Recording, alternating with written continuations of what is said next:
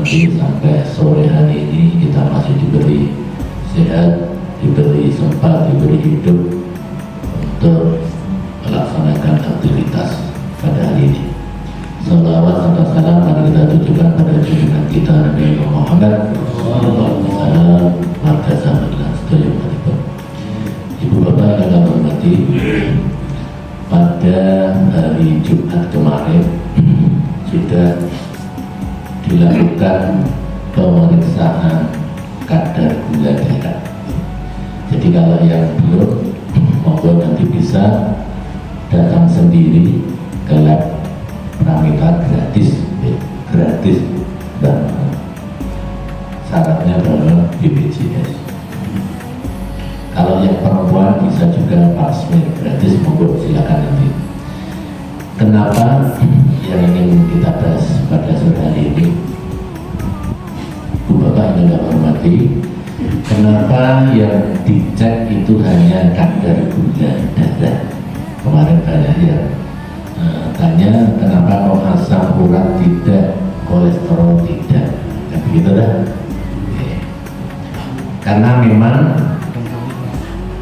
yang menjadi target utama penyakit itu adalah yang menjadi target utama penyakit yang sering disebut dengan traumatis, program yang kronis itu adalah hipertensi dan gula. Kalau asam urat, kolesterol itu tidak. Karena gula itu nanti akan larinya kemana-mana, karena dia akan menyerang saraf perifer, bisa impoten, bisa, makanya nanti bisa dilihat mana nih Mas Gus ini?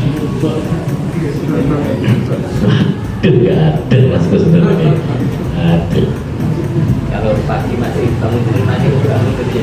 Ya, makanya kemarin yang nilainya buatan saya monggo nanti bisa diperbaiki. Gula itu bisa kemana-mana. Saya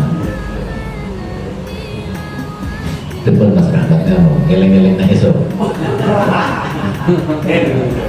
Gimana? Jadi gula itu bisa kemana-mana, bisa tadi impoten, bisa sakit gigi, bisa kalau sakit tidak sembuh-sembuh, bisa gatal-gatal, bisa diare.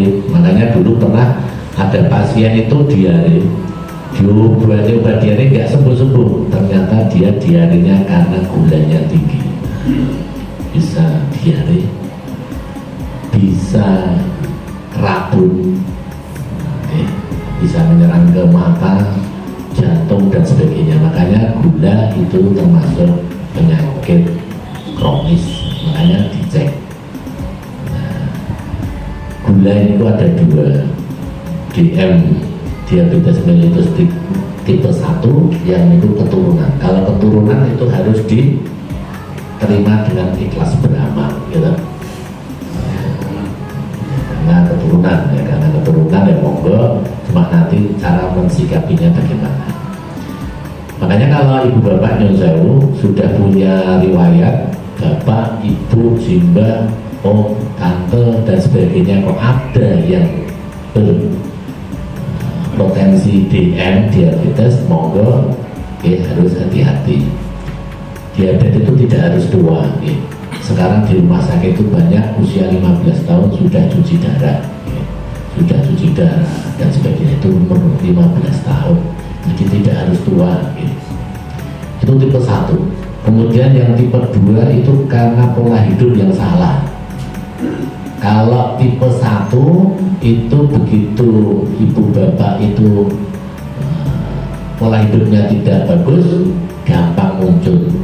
Tapi kalau menurunkan. Tapi kalau tipe 2 itu terjadi tapi tidak menurunkan. Terus batu itu kalau ditetesi air terus-menerus akan legok. Orang tidak diabetes tapi sering makan manis, Tapi kalau istrinya manis nggak apa-apa Mas Agung ya, nggak senyum-senyum, nggak apa-apa, asal jangan bawa madu di rumah. Itu lama-kelamaan kena. Nah, yang biasanya di rumah sakit itu malah yang tidak berriwayat karena dia salah makannya manis terus, dia terkena diabetes. Kemudian yang ketiga itu DM gestasional. Gestasional itu dia akan muncul pada ibu-ibu hamil. Nah, ibu hamil itu walaupun tidak punya potensi, tidak punya riwayat, dia nanti akan muncul karena munculnya hormon khusus pada plasenta. Oke, terus, tapi itu nanti akan sembuh kalau sudah melahirkan. Nah, yang perlu kita perhatikan di sini bagaimana kalau sudah terjadi. Terus kemarin misalkan yang nilainya tinggi di luar normal, bagaimana? Ya yang pertama harus banyak bergerak sampai keluar keringat.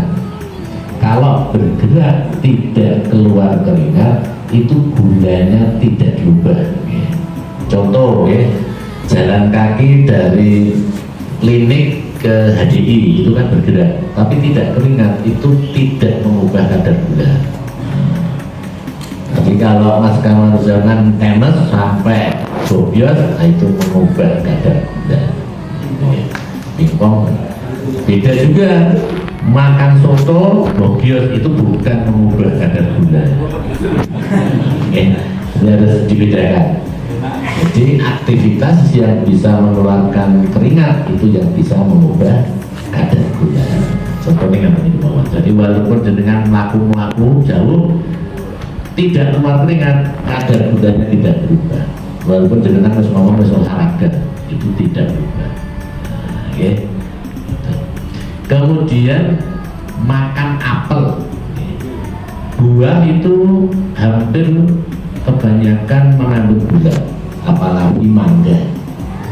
Maka hati-hati, itu musim mangga, hati-hati ya. Gulanya tinggi banget, mangga itu tinggi banget. Atas buah yang bisa menurunkan, nah itu tapi kan itu tadi menaikkan, makanya cari buah yang bisa menurunkan. Niku apel.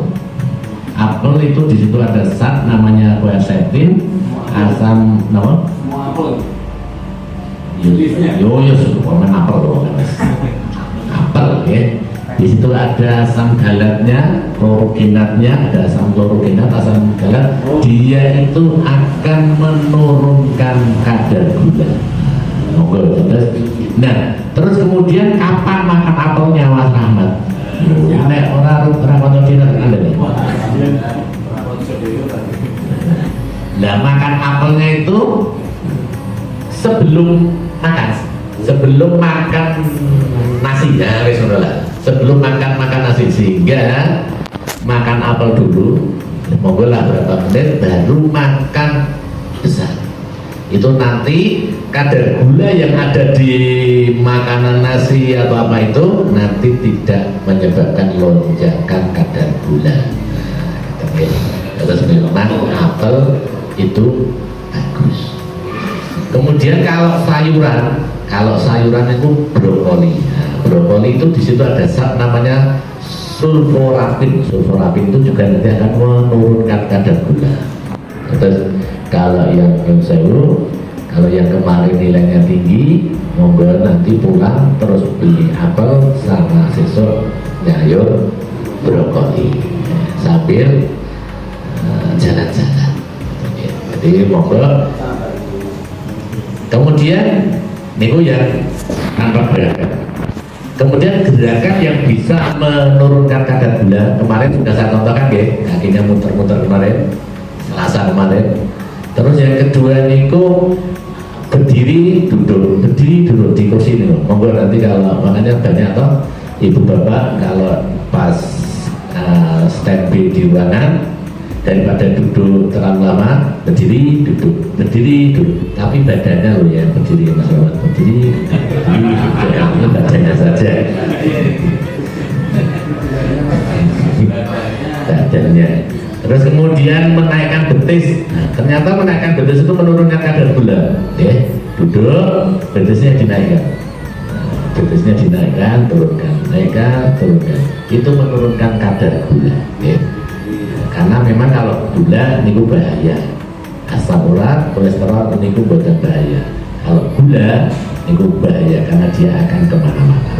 Itu saja. Monggo nanti beli apel, kemudian brokoli. Mudah-mudahan bisa sehat sambil berdiri, duduk, berdiri, duduk, betisnya dinaikkan. Oke, mudah-mudahan ada manfaat. Ada salah jawab ngapunten. Bila itu Assalamualaikum warahmatullahi wabarakatuh.